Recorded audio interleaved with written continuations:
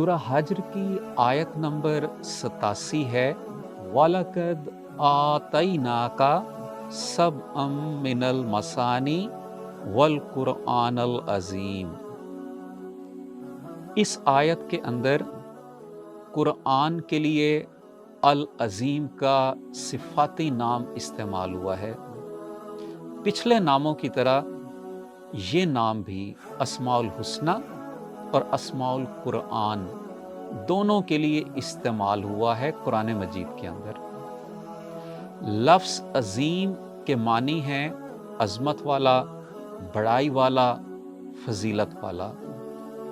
कुरान अजीम, अजीम रब, कायनात के रब का वो कलाम है जो उसने अपने अजीम पैगंबर हज़रत मोहम्मद सल्लल्लाहु अलैहि वसल्लम पर नाजिल किया।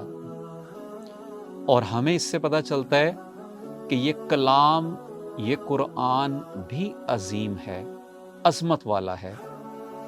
अल्लाह ताला हमें कुरान अजीम की सही अज़मत को समझने वाला बनाए और उसकी अज़मत के मुताबिक हम उस पर अमल करने वाले बन जाएं।